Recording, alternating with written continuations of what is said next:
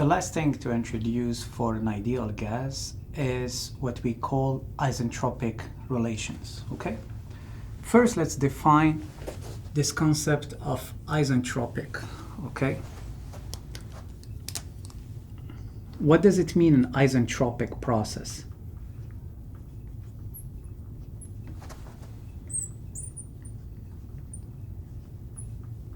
First, you remember that each time we say like isentropic is the same family as isentalpic, isochoric, isobaric. So there is something constant.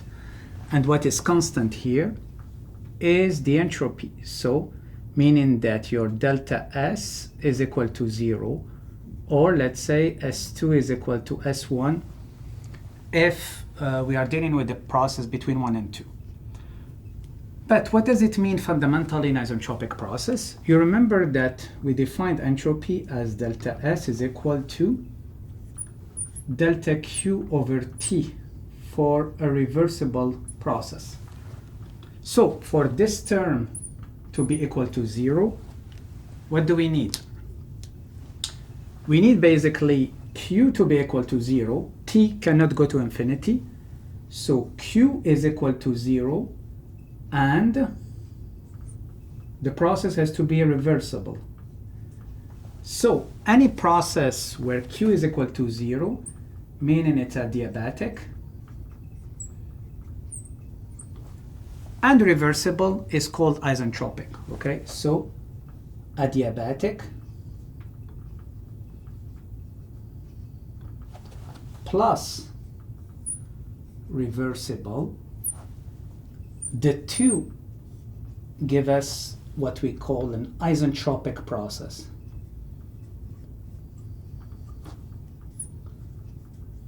For us, an isentropic process will keep the entropy constant, but more than this, for us an isentropic process is an ideal process, okay? So meaning that it's not only reversible, but it's also adiabatic, okay? So if you imagine an ideal process, this process is isentropic, okay? So there is no dissipation of energy. You can go one way, the other way around, so it's completely reversible, okay? So it's the best you can get in terms of processes, okay? Now for isentropic process, and then we'll continue working on this under the umbrella of an ideal gas.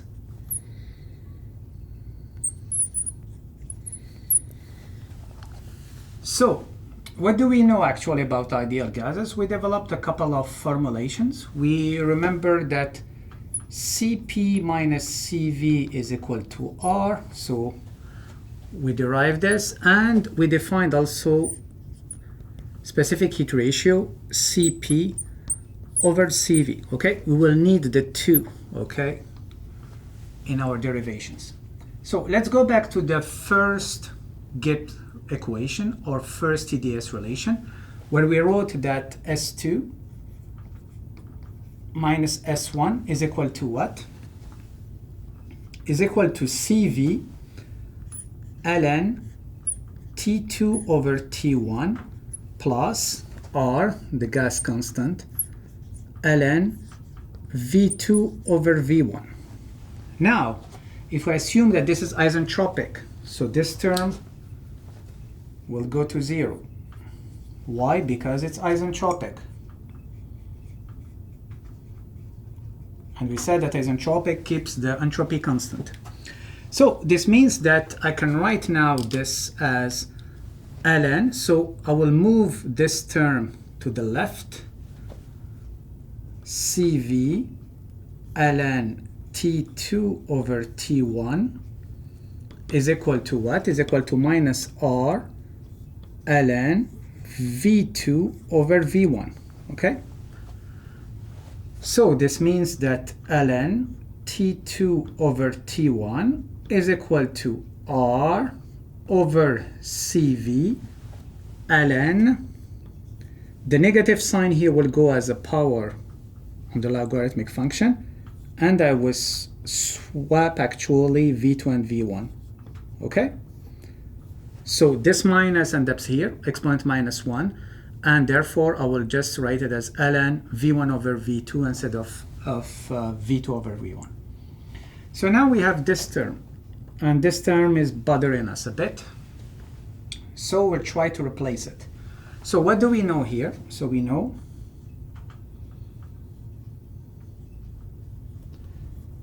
that Cp minus Cv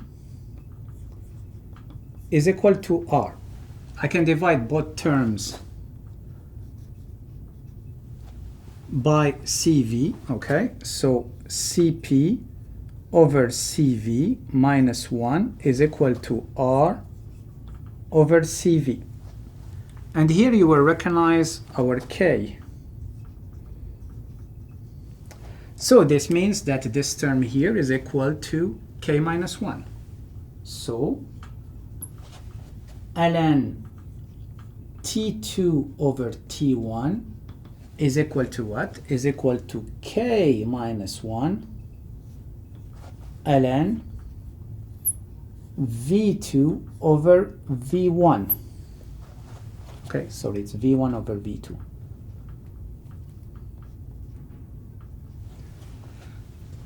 So now it's easy. So basically we'll put K minus 1 here as an exponent. Here we'll use the exponential function, and this will give us right away that T2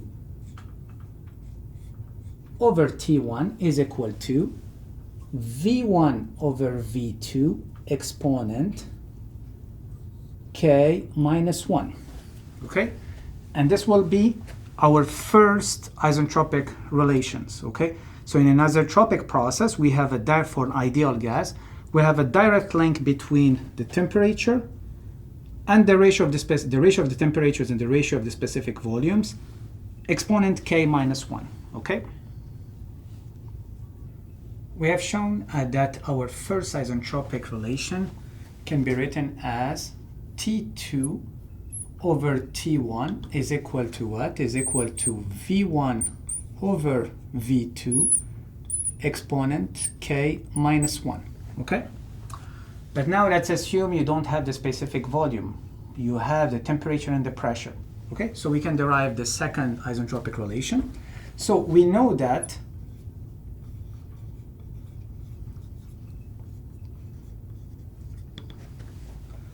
PV for an ideal gas is equal RT, or so R, basically the constant, is equal to PV over T. What does it mean? This means that these terms in PV over T are always constant. So P1, V1, when you apply them to one state, is equal to P2, V2 over T2. And this is equal to R. So this will allow us now to replace the terms here. So now we can write that, for example, V1 over V2 is equal to what? Is equal to P2 T1 over P1 T2. We can replace now this term here, V1 over V2, or the inverse here, okay? And by doing this, we'll be replacing the specific volume by the pressure and terms in temperature that we can bring to the left side. So, and this will give us that T2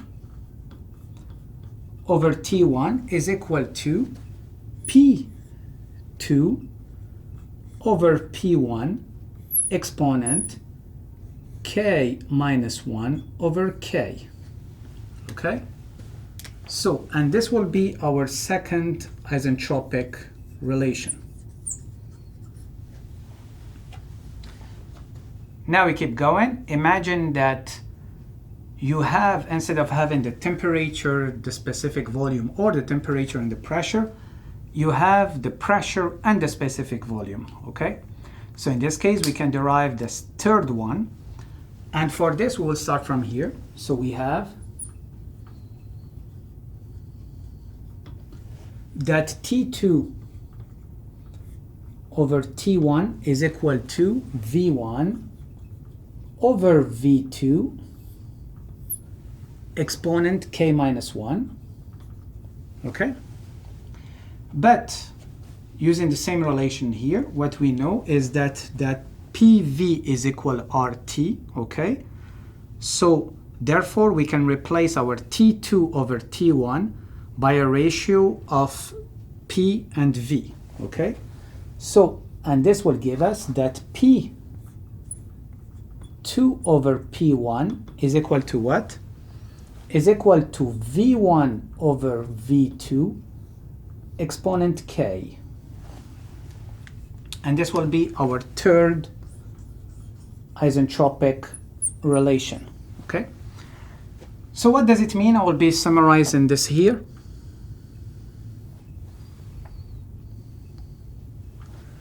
So for an isentropic process, here are the condition, isentropic,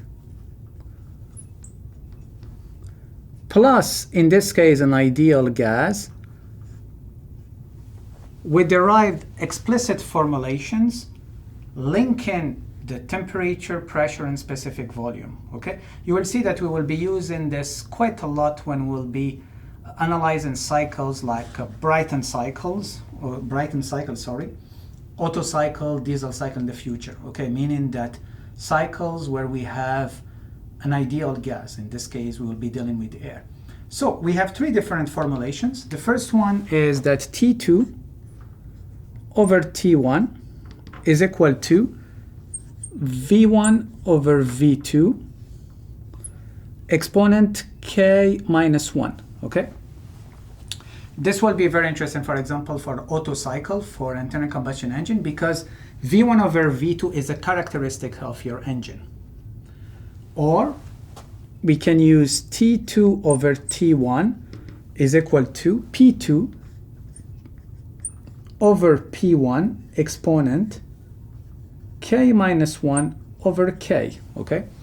We will be using this one in Brayton cycle, where the pressure ratio is a characteristic of your engine. Or if you have specific volume and pressure, we can use the last one, which is P2 over P1 is equal to V1 over V2 exponent K. So now we have all the tools to analyze an isentropic process, okay, for an ideal gas. And we also managed, for an ideal gas, to derive TDS relations.